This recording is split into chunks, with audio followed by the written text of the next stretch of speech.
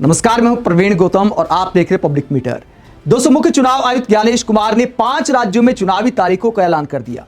एक तो युद्ध की गर्मी, दूसरा मौसम की गर्मी होती आ रही है और अब चुनाव की गर्मी भी आ गई है। धुआंधार प्रचार होने वाला है, जहां राजनीतिक दलों के साथ साथ चुनाव आयोग की साख भी दांव पर है।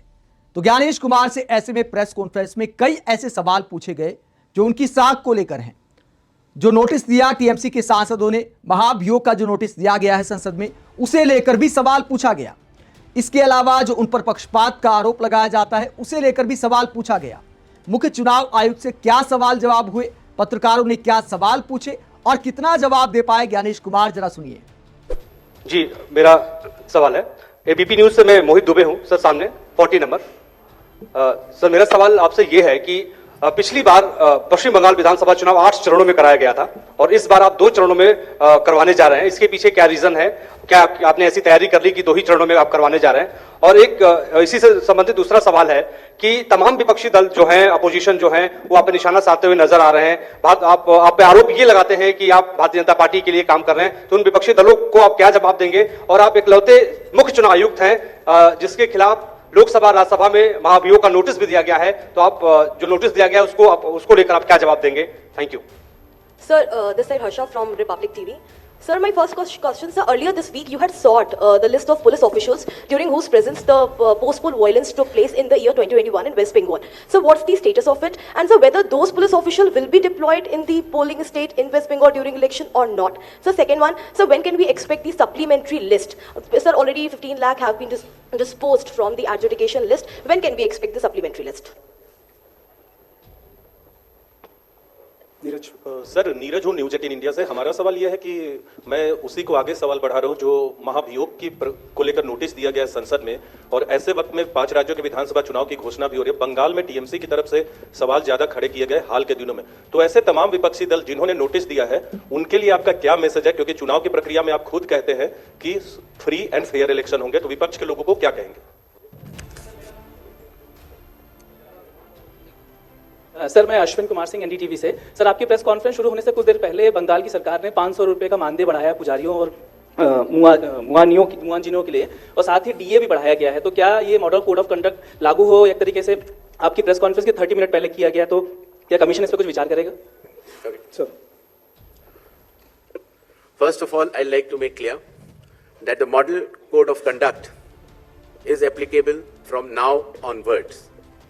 So actions taken prior to model code of conduct is the prerogative of the concerned government. But now onwards, the model code of conduct shall be applicable. With regards to the West Bengal elections to be held in 2 phases instead of 8 phases earlier, the Commission has held detailed deliberations, and in its considered opinion, it was found necessary to reduce the number of phases and bring it down to an extent where it is convenient for everybody. With regards to the police officers who were involved in the violence in earlier elections, the list has been sort of, as is known to the media during our visit to the West Bengal, and necessary action as per law shall be taken.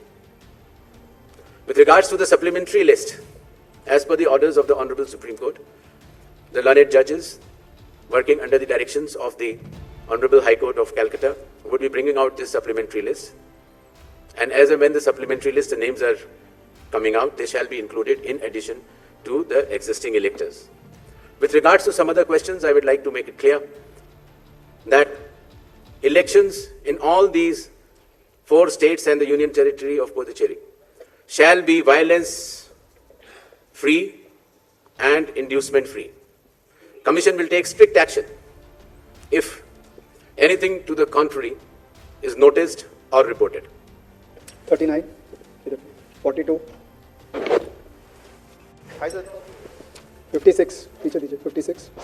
Sir, Manohar Kesari news x और India news से। Sir, लगातार आरोप लगते रहे, चाहे SIR को लेकर के भी ममता बनर्जी भी लगातार प्रोटेस्ट में बैठी रही, और ये कहा जा रहा है कि एसआईआर जो हुआ है उन लोगों का नाम हटा दिए जहां टीएमसी के ज्यादा वोटर्स थे।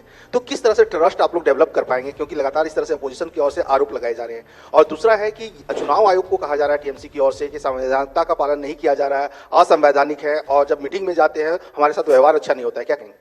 Sir, Venkataraman from Dinnamalai from Tamil Nadu.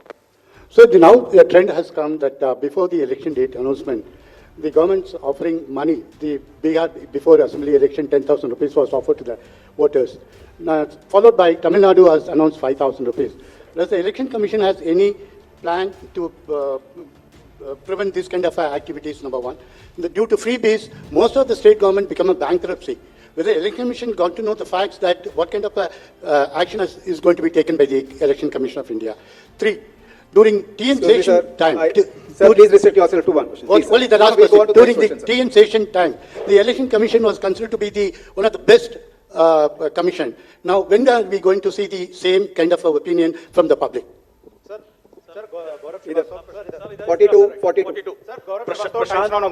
Gaurav ji, I'm coming to you. Just okay Prashant Dev sir, news 24 से। मेरा सवाल एक ही सवाल है, दो तरीके का, कि आपने पश्चिम बंगाल में खास करके समीक्षा बैठक की है सभी पार्टियों से मिलकर के कानून व्यवस्था, आपको क्या फीडबैक मिला कि कितनी स्थिति वहां पे अच्छी है, खराब है?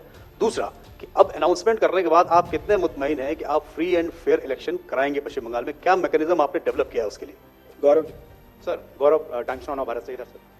सर, सवाल यह है कि पहली बार एसआईआर की प्रक्रिया जो कि सोली केंद्रीय चुनाव आयोग के क्षेत्राधिकार में, उसमें अदालतों की भूमिका लोगों की मतदाता पात्रता को तय करने के लिए ली गई। क्या आने वाले राज्य जहां पर एसआईआर होना है और जहां पर पेंडेंसी बाकी रहेगी, क्या इसी तरह का एक जो कस्टम है वो शुरू होगा, या इसे किस तरह से आप देखते हैं? दूसरा सवाल सर ये है कि पश्चिम बंगाल को लेकर जब आपने बैठक की थी तो ये जानकारी आई कि राजनीतिक हिंसा को लेकर जो है खासतौर पर लगाम लगाई जाएगी। क्या कुछ आइडेंटिफाई हो सका है कि किन राजनीतिक दलों की तरफ से सबसे ज्यादा राजनीतिक हिंसा का इतिहास रहा है और सबसे ज्यादा दिक्कतें रही हैं, उसको लेकर क्या एक्शन लिया जाएगा? संजय शर्मा हूं, आज तक से। मेरा सवाल भी गौरव के सवाल को आगे बढ़ाने वाला है कि पश्चिम बंगाल में पिछली बार 8 चरणों में चुनाव हुए, लेकिन हिंसा मुक्त रहे अधिकतर। इस बार 2 चरणों में हो रहे हैं, लेकिन वहां बड़ी समस्या चुनावी हिंसा से ज्यादा चुनाव के बाद की हिंसा है। उससे निपटने के लिए कोई खास इंतजाम या फिर उसमें कैसे करेंगे? सर, भारत के संविधान का अनुच्छेद 326, article 326 of the constitution of India, चुनाव आयोग को यह संवैधानिक दायित्व देता है कि वो सिर्फ पात्र लोगों को ही सूची में रखें। The Election Commission of India is constitutionally bound by article 326 to include electors who are above 18 years of age, who are citizens of India and who are staying in that assembly constituency to be in the electoral rolls. The Election Commission of India has been undertaking this responsibility in the form of a special intensive revision with regards to the political statements by certain political leaders or political parties. The Commission does not wishes itself to engage in such dialogues. With regards to the decisions of certain governments, just before the Model Code of Conduct has come into force, I have already explained earlier that in a democratic setup, the state and central governments, in their own wisdom, can take any policy or any other decision which they feel is appropriate. But once the Model Code of Conduct comes into operation, any decision which affects the outcome of the elections or works in a way of inducement is not allowed, and the Model Code of Conduct has come into force just now. जहां तक चुनावी प्रक्रिया का सवाल है, elections in India are held as per the Constitution, the law and the instructions. राजनीतिक हिंसा और चुनाव को प्रभावित करने वाले कोई भी इंड्यूसमेंट को चुनाव आयोग बर्दाश्त नहीं करेगा और ऐसे करने वालों के खिलाफ सख्त से सख्त कार्रवाई होगी। 90, 92, इधर दीजिए 92, 71, सर मैं ये जानना चाहता हूं कि पिछले सालों के चुनावों के दौरान इलेक्शन कमीशन ने आसाम के चीफ मिनिस्टर हिमंता बिस्वा शर्मा के बयानों पर कई बार कॉज नोटिस दिया। हाल के दिनों में कई बार उनके बयान ऐसे आए हैं जिनसे एक समुदाय पर हमला जैसा लगता है। चुनाव के दौरान ऐसा ना हो, यह सुनिश्चित करने के लिए आप क्या करने जा रहे हैं? एक चीज इसी से जुड़ा एक सवाल है, वहां के चीफ मिनिस्टर ने अभी कुछ दिन पहले कहा है कि कांग्रेस के 30 टिकट हम बांटेंगे, तो नैतिकता के तौर पर, चुनावी नैतिकता के तौर पर इसे आप कैसे देखते हैं? Sir, I'm Gopi from INS. Here. Yeah. So yesterday, Bengal's cabinet minister Shashi Panja's house was vandalized, as we are aware about that.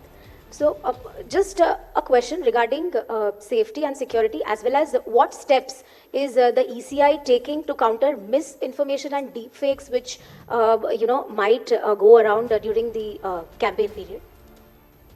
Sir, Primanshu from Anandabajar Putrika. Sir, do you expect that all those cases under adjudication in West Bengal will get completed before the election? And if not, then what will happen to those voters? 37. Hi, sir. Sir, hi. Moitri this side from Network 18. Sir, same question as Primanshuda. As of now, more than 50 lakhs of voters' names are included in adjudication list. Do you think that by 23rd, the list will be completed? As you clearly mentioned multiple times that no eligible voters should be out of the voter list. So then what would be the mechanism and what would be your submission to the Supreme Court to conclude this election? Thank you. Hi sir, Suchitra from News 18 here, out to your left. So there is a growing concern about voter turnout numbers, especially the last few elections, and there has been a delay, or the numbers has been deferred from the earlier estimates, raising a question about transparency of the commission. So would you care to comment on that? Okay. चुनाव से पहले दिए गए वक्तव्य या फैसलों के ऊपर चुनाव आयोग का टिप्पणी करना ठीक नहीं होगा। इलेक्शंस नियम और कानून के तहत होते हैं और मॉडल कोड ऑफ कंडक्ट अभी प्राबल्य में आया है, और इसके बाद अगर इस तरह की कोई घटना या वाकया होता है तो चुनाव आयोग उसका संज्ञान लेगा। जहां तक मिस इन्फॉर्मेशन और डीप फेक की बात है, हर स्टेट्स में जो हमारे नोडल ऑफिसर्स हैं वो उसको मॉनिटर करेंगे और उनके टेक डाउन या एफआईआर की व्यवस्था करेंगे। वोटर टर्नआउट की जहां तक बात है, पहले जो फॉर्म 17C के आंकड़े होते थे वो जब पोलिंग पार्टी कलेक्शन सेंटर पर आती थी तो उसके बाद भरे जाते थे। पारदर्शिता पहले भी थी, लेकिन अब the presiding officer shall be filling the number of electors in a polling station before leaving the polling station. Therefore, the time lag will be reduced and such suspicions will be moved out. As far as the list under adjudication is concerned. तो ज्यादातर राजनीतिक सवालों से मुख्य चुनाव आयुक्त ज्ञानेश कुमार बचते नजर आए, सीधा सीधा जवाब नहीं दे पाए। उम्मीद करते हैं जो उन्होंने दावा किया है प्रेस कॉन्फ्रेंस में कि बिना भेदभाव के, बिना हिंसा के चुनाव खत्म किए जाएंगे। जो तमिलनाडु, असम, पुडुचेरी, केरल और इसके अलावा पश्चिम बंगाल में चुनाव होना है, वहां चुनाव आयोग की साख भी दांव पर है। उम्मीद करते हैं कि साख को और ज्यादा झटका इस चुनाव में ना लगे, क्योंकि विपक्षी दल लगातार चुनाव आयोग पर गंभीर सवाल उठाते आए हैं। आप इस पूरे मसले को लेकर क्या सोचते हैं, कमेंट बॉक्स में अपनी राय जरूर दें। साथ ही चैनल को सब्सक्राइब भी करें। नमस्कार।